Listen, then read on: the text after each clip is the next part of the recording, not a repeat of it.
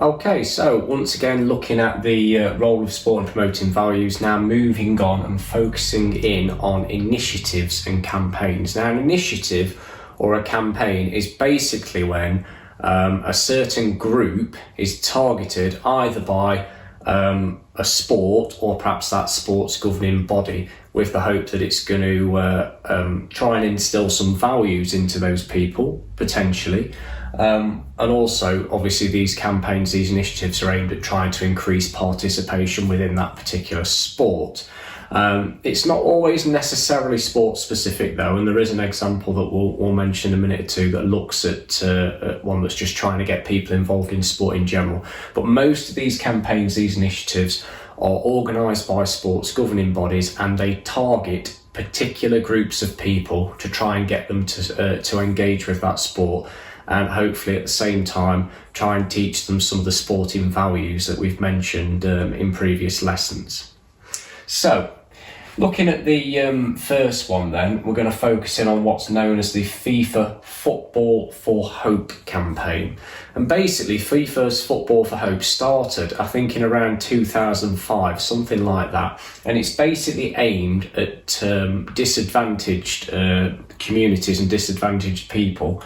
And basically what it does is it provides funding so that people who live in disadvantaged communities are able to play some football. So it could be something as simple as paying for a set of football shirts so that somebody can start a junior football team, perhaps in a disadvantaged area, because otherwise if they'd not got the funding for the shirts they wouldn't have been able to play. It may be that money is sometimes used to build or improve facilities. So it might be that there's a park or something somewhere and it's got really old rusty goalposts on it, or a very, very poor playing surface. And it may be that through funding from the Football for Hope campaign, they can apply for grants and things and have a nice new surface built. It might be that something like a 3G surface gets built so it can be used all year round. It could just be something as simple as some funding is provided so that the rusty old goalpost can be replaced with some new ones and some new nets put up and things like that. So Football for Hope's targeting those disadvantaged people, and it's hoping that obviously as a result of the disadvantaged people then being focused in on some sport, they're then less likely to sort of be in a situation where the board and perhaps in the community doing things that they shouldn't be doing, so sort of getting involved in antisocial behaviour and things like that. So it kind of helps build sort of community cohesion and community pride. The other thing Football for Hope can be useful for is bringing together people from lots of different backgrounds and cultures. So again, if you live in a fairly culturally diverse area, by Football for Hope kind of coming in and providing funding perhaps to start a local football league within your community, you will have different groups of people coming together, but coming together in the right way. Obviously coming together in that structured sporting environment, and having a game of football, and hopefully kind of everybody rubbing along together and getting along together, and there being obviously as a result of that, off the back of that, better community spirit. It's a worldwide initiative, FIFA's Football for Hope, so it's certainly not something that's just done within this country. It's particularly prevalent in some of the South American countries where there's a lot of deprivation, a lot of poverty, and it's made a big difference in places like that. Probably less so in this country, but it has been used in this country before, and like I say, it's a worldwide thing. Okay then, so the next one is the ECB Chance to Shine campaign, and this is basically the ECB being the governing body of cricket in this country. This campaign is targeted kind of in two ways. It's number one, targeted at schools, and basically by targeting schools, what they do is they provide funding so that schools can buy cricket equipment, and therefore the push there is to kind of keep cricket being taught within schools, because there are some schools where you don't really tend to get much cricket taught. So the hope is from the ECB that by providing funding and providing free equipment to schools, we'll keep on teaching it. Obviously, as a result of more people being taught it, it eventually means for the ECB, if you've got lots and lots of people being taught how to play cricket, eventually some of those people are probably going to filter through perhaps up to the elite level, and it means that you've got more kind of players and to pick from and things sort of right up at England level eventually, if you can get lots and lots of people playing from sort of grassroots level. So they target schools. What they also do is they tend to target inner city areas, and the reason they target the inner city areas is because cricket, obviously being more of sort of a traditional kind of village game, played on a village green, that type of thing, it tends not to be played so much in the cities, because within the cities they simply do not have the cricket facilities, they do not have the green space for it and things like that. So again, Chance to Shine targets inner city areas and tries to target people who perhaps would not normally get the opportunity to play cricket by sending in coaches, sending in equipment, and maybe playing adapted versions of cricket, such as indoor cricket within leisure centres and things like that. Okay, but again, the whole idea of Chance to Shine is it's targeting school children, okay, to try and educate them around cricket. It's also targeting inner city people who would perhaps not normally get the chance to play it. Okay then, so the next one works slightly differently. So Sport Relief, probably most of you have heard of, and that happens every couple of years, normally around March time, and it basically is targeting everybody. And the idea with Sport Relief is to try and do something sport related or sports based in the hope of raising some money for their particular charity. And their charity basically tries to target people who are living in sort of less than favourable conditions to try and help to make their lives better.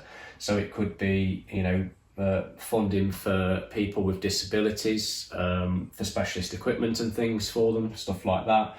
It could be, to open like a community centre, things like that. So it's all aimed at trying to make people's lives better, but it's all doing it through encouraging the general population to try and get more involved in sport.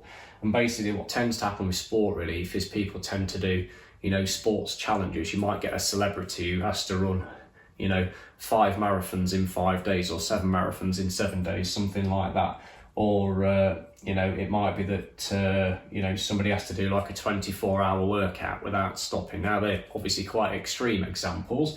It might be that, a couple of local Sunday league teams who play football get together and just have a charity football match, and there's, somebody going around just collecting money on the touchline and stuff. But it's all aimed at raising money.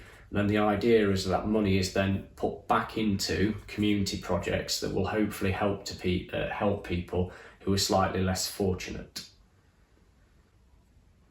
Okay, so the next one then is the Premier League Creating Chances campaign. Now this campaign's slightly different, and I think part of it's to do with the fact that the Premier League have got so much money that they kind of target lots of different things, all within this one Creating Chances campaign. So the first thing then is there's 5 strands to it. The first one is that it kind of looks at things from an educational point of view. And one of the initiatives within the Creating Chances campaign is that there is a drive on trying to help school children within the UK to learn to read. So as a result of that, you will sometimes get things like Premier League players perhaps visiting schools, sitting down and reading stories to children or reading stories with children in the hope that that'll kind of create that spark, and it'll encourage the children to read. So that's the educational strand. There's then like an international strand with it. So with that one, it's basically the Premier League putting money into projects all around the world. And for that one, what often tends to happen is they partner up with Sport Relief that we mentioned a moment ago. So what the Creating Chances campaign might do is give some money to Sport Relief so that Sport Relief can do some of the things that they perhaps might want to do abroad. That could be something like building a community centre in sort of a remote village somewhere abroad. It could be paying for doctors and nurses at a hospital somewhere, perhaps a new wing for a hospital, or it could be, paying for a community facility or something. It's all about making people's lives better, Sport Relief is. So the Premier League are quite happy to put their money into that because they know it can have an impact sort of all over the world. The next thing Creating Chances does is it basically tries to raise the level of participation within football itself. And there's lots and lots of different ways that can be done. It might be by donating equipment to schools. It might be through donating equipment, to local teams and things, providing money so that people can go and do coaching qualifications and therefore, help continue a team in its day-to-day running. Or it might be funding money for equipment, shirts, all sorts of things, training referees and stuff. But strand number 3 is basically different things that they can put their money into to help encourage participation. The next one is looking at health. So another one of the strands of Premier League Creating Chances is health.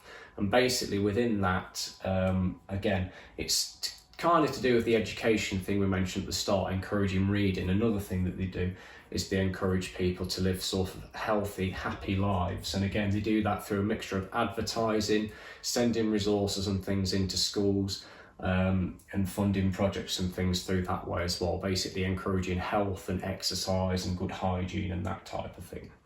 And the final thing that Creating Chances put their money into, and some people would argue that this is perhaps the most effective area of it, or the area that's had perhaps the most success, is looking at what's known as community cohesion. Now, we kind of touched on community cohesion with the Football for Hope at the beginning, and basically what that means is they will put money into football in areas where perhaps you've got a lot of cultural diversity going on, so people from lots of different backgrounds who perhaps might not normally get along with each other, or there might be perhaps a little bit of segregation, not because they don't get along, but because people just aren't used to kind of mixing with each other and keep themselves to themselves. So what the Premier League Creating Chances campaign does is it puts money into those areas and creates facilities, starts up football leagues and things like that, so that you get people from lots of different backgrounds either kind of coming together and playing alongside each other within the same team, or you've got people kind of playing against each other in like a league situation, but obviously in a competitive, structured and friendly kind of way, rather than perhaps, in normal times, people not coming together and not sort of as a community getting along with each other. So Creating Chances brings people together potentially, helps with that community cohesion, and brings people together that perhaps normally would not be together, and that can only be a positive thing, really. Okay then, so another one to mention is what's known as Sport England. Now, Sport England kind of oversee and provide funding for many of the sports and different governing bodies for sport within the UK. But also part of their brief is to try and encourage people to participate in sport. Not one specific sport, but just to be active and healthy and participate in general. And as a result of that, they target lots of different groups, and I'll talk more about that in a moment. But one of the big groups that Sport England tend to target is they tend to target women. And the reason for that is that there are, on average, less women. Once you leave school at 16, there are less women that remain engaged and stay playing sport than there are men. And that's kind of been a consistent thing over time. So one of Sport England's things that they want to try and do is try and encourage more and more girls and women to continue to be involved in sport and physical activity once they've left school. And one of the big advertising campaigns they've run in recent years is known as This Girl Can. And basically for what they did for that is they had TV adverts, they had posters all over the country, lots of targeted advertising, basically of inspirational stories about women and young girls who were fitting in sport and physical activity around their daily lives and things. So it showed you images of things like, a nurse having done a long shift at hospital, getting home, getting dressed, and then very quickly going out and perhaps playing a game of football and scoring a goal, and basically just showing you that you can mix your physical activity and your sport with doing your day-to-day jobs and things. So yeah, This Girl Can is just one example. You might be able to find some other examples of Sport England campaigns that have targeted women, because there are quite a few out there. And obviously there's different campaigns that also target different age ranges. We're not going to be targeting young girls and older ladies with the same kind of advertising material, because older ladies are much less likely to go and play something like football. They're probably going to go off and do a different type of activity. So there are different advertising campaigns aimed at different people, but This Girl Can is just one of Sport England's sort of campaigns and initiatives that they've run. Now, in addition to the ones that I've mentioned, there are some others worth mentioning as well. So you may have heard before of the Football Association's Kick It Out campaign. Now, rather than encouraging people to take part in sport, what makes this different is it's encouraging a certain type of behaviour, or in a way discouraging a certain type of behaviour, because basically the FA's Kick It Out campaign, the tagline with that is "Let's kick racism out of football," and it's basically aimed at everyone within football, players, fans, coaching staff, everyone, and it's basically highlights the fact that racism can be and is a problem within football, not just within football, within society, and it's basically trying to highlight that and make people think about things in the hope that over time racism will become a thing of the past. Another campaign, again this is a football one, has been run by FIFA, which is known as the Respect campaign, and again you may have seen before sort of a yellow badge on the side of players' shirts and things before that says respect on it, and that campaign's all about having respect for the officials and the referees within football. And this can actually be a pretty big problem. You'll probably, if you do play football at weekends and things, know that people's parents, young players, do mouth off at the referees and things, and it's not a particularly easy job. And I think a lot of the professional players have something to answer for when it comes to that kind of thing, because actually when you watch football on TV at the very highest level, if you're watching Champions League football or Premier League football, whenever a referee makes a decision, whether it's right or wrong, you will always get players from the opposition going up in the face, swearing at them, questioning things, often just for the sake of it, just to try and, perhaps have some influence over the referee. And what I would say about that is, in my lifetime, I don't think I've ever seen a referee change the mind. So I think all this shouting and swearing, it's just for show. It doesn't achieve anything. It just makes football as a sport look bad and makes professional footballers look bad. And we've got to remember that those professional footballers are role models. So you've got little kids watching that on TV thinking, oh, if the referee makes a decision and I don't like it, it's normal for me to go up to them and start swearing. So it's not a very, very good situation, that. And FIFA's Respect campaign was supposed to kind of address that, although I don't necessarily think it's been too successful. Another one then, the final one I'm going to mention, is something that's been run by England Netball, and it's what's known as the Back to Netball campaign. And this is an example of a targeted advertising campaign that's targeting middle-aged women and perhaps slightly older women than that.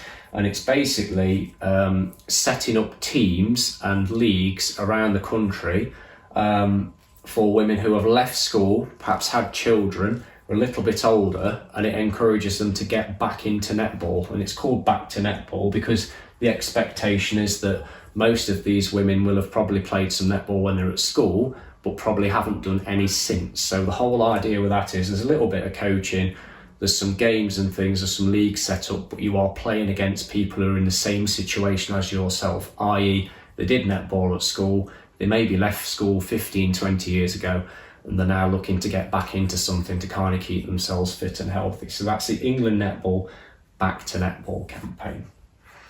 Okay then, so that's a roundup then of some of the campaigns and initiatives. Now, this is not an exhaustive list. There are, many campaigns, and there have been many over the years, and there'll be many in the future. So remember with these, the idea is basically they're trying to teach perhaps a set of values to people, they're trying to encourage some participation, or they may be trying to encourage or discourage certain behaviours. Okay.